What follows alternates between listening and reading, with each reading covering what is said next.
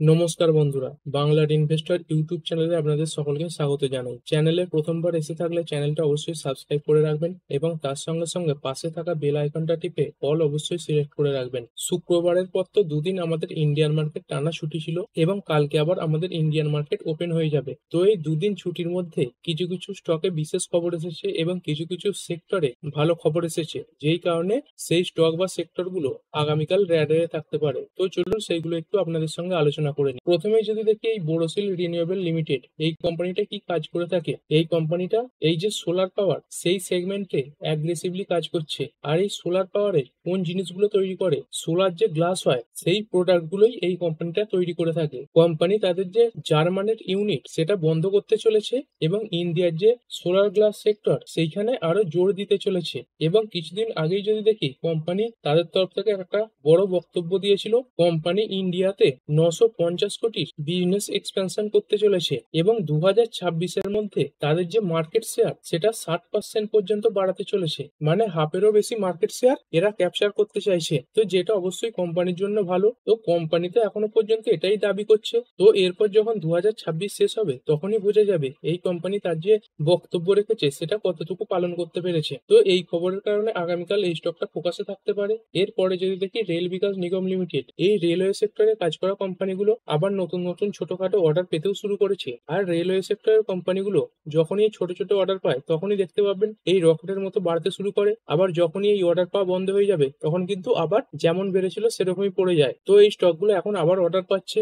এই যে আরবিএনএল, এরাও একটি অর্ডার পেয়েছে। এইখানে দেখতে পাচ্ছেন RBNL bags railway order worth race 143 crore, মানে এই কোম্পানিটা 143 কোটি মূল্যের একটি অর্ডার পেয়েছে। এরপরে এই রেলওয়ে সেগমেন্টে কাজ করা আরো একটি কোম্পানি, এই Texmaco rail and engineering limited, এই কোম্পানিটা একটি অর্ডার পেয়েছে। এইখানে যদি দেখেন, দেখতে পাচ্ছেন Texmaco rail সিকিউরস race 36 crore wagon order from টিসিআই, মানে এই কোম্পানিটা এই যে ট্রান্সপোর্ট কর্পোরেশন অফ ইন্ডিয়া আছে তাদের তরফ থেকে 36 কোটি মূল্যের একটি অর্ডার পেয়েছে। আর এই টেক্সম্যাকো রেল এটা এমন একটা কোম্পানি যেটা এরকম ছোটখাটো অর্ডারেও কিন্তু অনেকটাই বেড়ে যায়। তো সেই কারণে এই স্টকটা আগামীকাল আপনার র্যাডারে রাখতে পারেন। এরপরে তো শুক্রবার দেখেইছিলেন এই সেবি যে জেন স্ট্রিটের উপর রেস্ট্রিকশন লাগিয়ে দিয়েছে। তারপরে এই যে নুভামা ওয়েলথ ম্যানেজমেন্ট, এই শেয়ারটা প্রায় 11%-এর উপরে পড়েছিল। প্রতিটা ব্রোকার কোম্পানি এবং যে এক্সচেঞ্জ সেগুলো সবই পড়েছিল, কিন্তু যদি দেখেন এই নুভামা এতে কিন্তু সব থেকে বেশি পতন দেখা গিয়েছিল।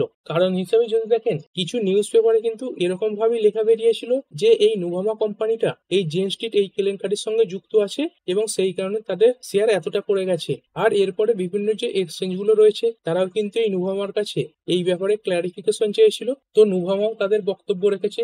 এইখানে দেখতে পাচ্ছেন Nuvama will clarifies no undisclosed development amid share price decline, মানে নুভামা বলে দিয়েছে যে এই ব্যাপারটার সঙ্গে তাদের কোনো যোগাযোগ নেই বা এমন কোনো ব্যাপার তারা লুকোয়নি যেই ব্যাপারের কারণে এই প্রাইস পড়তে পারে। তো আগামীকাল এই স্টকটাতে একটা রিকভারি হওয়ার চান্সও রয়েছে। এরপরে যদি কথা বলি ইন্ডাসইন্ড ব্যাংক লিমিটেড, এই স্টকটার ব্যাপারে এখন তো দেখতে পাচ্ছেন এই যে কোয়ার্টার শেষ হয়েছে তারপর প্রতিটা কোম্পানি তাদের কোয়ার্টারলি আপডেট দিচ্ছে এবং কিছু কিছু কোম্পানি যারা প্রতি মাসের শেষেই আপডেট দেয় তারা সেই মান্থলি আপডেটও দিচ্ছে। তো এই কোম্পানিটা তাদের যে কোয়ার্টারলি আপডেট সেটা দিয়েছে, মানে কোম্পানির বিজনেস কেমন চলছে, কোম্পানির লোন গ্রোথ কেমন হয়েছে, কোম্পানির ডিপোজিট কেমন হয়েছে। তো চলুন সেইগুলো একটু দেখে নিই। এইখানে যদি দেখেন কোম্পানির নেট অ্যাডভান্সেস, মানে কোম্পানি যে লোন দিয়েছে সেই পরিমাণটা দেখতে পাচ্ছেন ইয়ার অন ইয়ার, মানে এই আগের বছর ফার্স্ট কোয়ার্টারের তুলনায় 3.9%, মানে 4%-এর কাছাকাছি ডাউন হয়ে গেছে। এবং যদি কোয়ার্টার অন কোয়ার্টার দেখি, মানে এর আগের যে 2025-এর কোয়ার্টার 4 ছিল তার তুলনায় 3.1% পড়ে গেছে, যেটা খুবই খারাপ ডেটা। এবং যদি ডিপোজিট দেখি সেটা দেখতে পাচ্ছেন ইয়ার অন ইয়ার 0.3% পড়েছে এবং কোয়ার্টার অন কোয়ার্টার সেটা 3.3% পড়েছে। এবং যদি কাসা রেশিও দেখেন, মানে কারেন্ট অ্যাকাউন্ট এবং সেভিংস অ্যাকাউন্টের রেশিও, সেটাও কিন্তু যথেষ্ট কমেছে।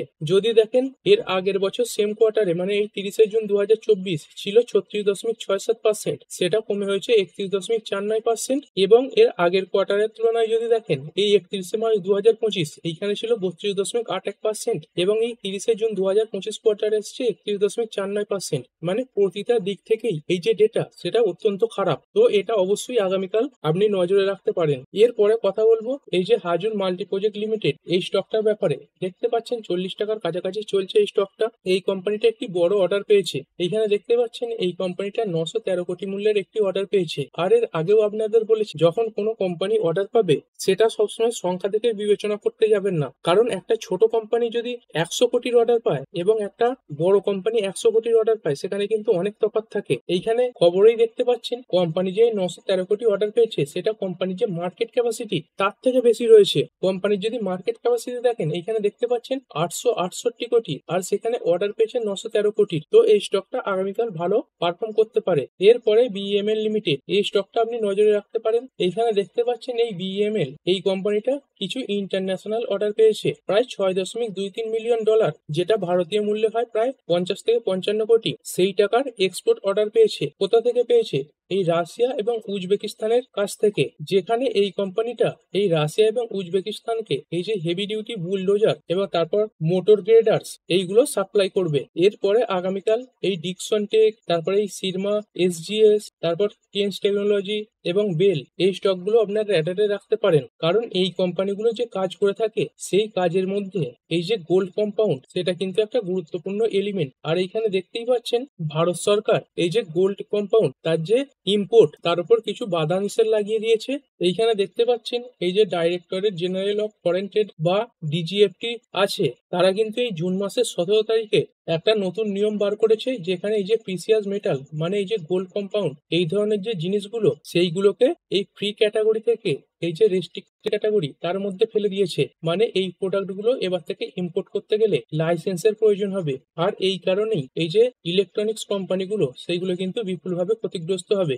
এখানে দেখতেই পাচ্ছেন একটি কোম্পানি একটা অনুমান করেছে এই যে গোল্ড কম্পাউন্ড সেটাই ইম্পোর্টের ওপর এই গভর্নমেন্ট একটা বাধা নিষেধ লাগিয়ে দিয়েছে, তার কারণে প্রায় 21,000 জব পর্যন্ত চলে যেতে পারে। এবং এই সেগমেন্টে কাজ করা যে কোম্পানিগুলো, তাদের যে উৎপাদন সেটাও কিন্তু অনেকটা কমতে পারে। বিশেষ করে এই যে অডিও ইলেকট্রনিক সেগমেন্ট, এই সেগমেন্টে যে কোম্পানিগুলো কাজ করে থাকে তাদের বেশি ক্ষতি হবে। এরপরে এই ব্যক্তিকে তো নিশ্চয়ই চেনেন, নীতিন গডকরিজি, আমাদের ইন্ডিয়ার রোড ট্রান্সপোর্ট এবং হাইওয়ে মিনিস্টার। তো এনার তরফ থেকে কিছু বক্তব্য এসেছে।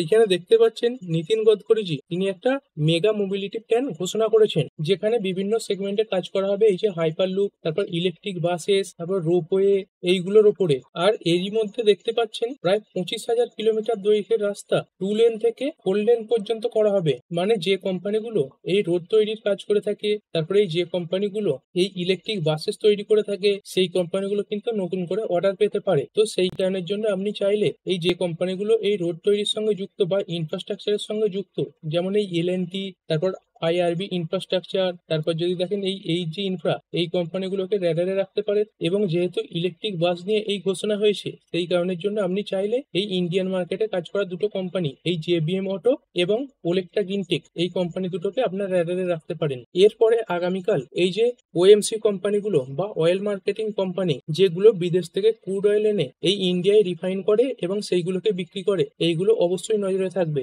বিশেষ করে এই ইন্ডিয়ান অয়েল, হিন্দুস্তান পেট্রোলিয়াম এবং ভারত পেট্রোলিয়াম।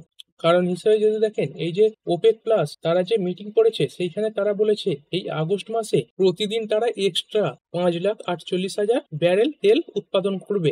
যার ফলে কি হবে, এই যে সাপ্লাই সেটা অনেক বেড়ে যাবে। আর সাপ্লাই বাড়লেই কি হবে, এই যে প্রাইস সেটা কমবে। আর এই কোম্পানিগুলো যেহেতু বিদেশ থেকে ক্রুড অয়েল আমদানি করে, তাই ক্রুড অয়েলের দাম কমলে এই কোম্পানিগুলোর কিন্তু সরাসরি অনেক টাকা বাঁচবে। তো এই খবরটাকে কেন্দ্র করে এই স্টকগুলো আগামীকাল রিয়াকশন দেখাতে পারে। এরপরে আগামীকাল এই কল্পতরু প্রজেক্ট ইন্টারন্যাশনাল লিমিটেড এবং এই যে আলুওয়ালিয়া কন্ট্রাক্টস, এই কোম্পানি দুটো নজরে রাখতে পারেন। এইখানে দেখতে পাচ্ছেন এই যে হোয়াইটল্যান্ড, এরা এই গুড়গাঁওয়ে এই রেসিডেন্ট প্রজেক্টের জন্য এই কল্পতরু প্রজেক্ট এবং আলুওয়ালিয়া কন্ট্রাক্ট, এই কোম্পানি দুটোকে 2,000 কোটি টাকার অর্ডার দিয়েছে। আর এরপর সুইলন এনার্জি, এই স্টকটাকেও ফোকাসে রাখতে পারেন। এইগুলো তো প্রাইস সেন্সিটিভ স্টক, তাই কোনো ছোটখাটো খবর এলেও এই স্টকগুলো কিন্তু বাড়তে থাকে। এইখানে দেখতে পাচ্ছেন এই সুইলন এনার্জি তাদের যে একটা সাবসিডির সঙ্গে নিজেকে মার্জ করতে চলেছে, সেই ব্যাপারে কিন্তু এই যে এনএসি এবং বিএসসি এর তরফ থেকে কোনো আপত্তিজনক মন্তব্য পায়নি।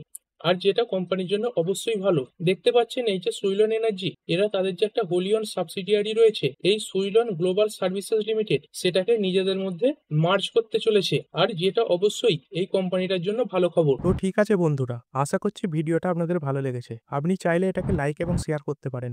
আর শেয়ার মার্কেট সংক্রান্ত ডেইলি নিউজ আপডেট পেতে চ্যানেলটা সাবস্ক্রাইব করে রাখবেন এবং পাশে থাকা বেল আইকনটি টিপে অল অবশ্যই সিলেক্ট করে রাখবেন, যাতে পরবর্তী ভিডিওর নোটিফিকেশন আপনার কাছে সময় মতো পৌঁছে যায়। আর হ্যাঁ, ভিডিওটি শুধুমাত্র ইনফরমেশন এবং এডুকেশনাল পারপাসের জন্য বানানো হয়েছে। আমি সেবি রেজিস্টার্ড নই, তাই কোনো প্রকার শেয়ারে কোনো প্রকার বাই সেল, হোল্ড বা অ্যাভারেজ করার কোনো সিদ্ধান্ত নেওয়ার আগে আপনার যে ফাইন্যান্সিয়াল অ্যাডভাইজার আছে তার সঙ্গে অবশ্যই আলোচনা করবেন। দেখা হচ্ছে পরের ভিডিওতে। ধন্যবাদ।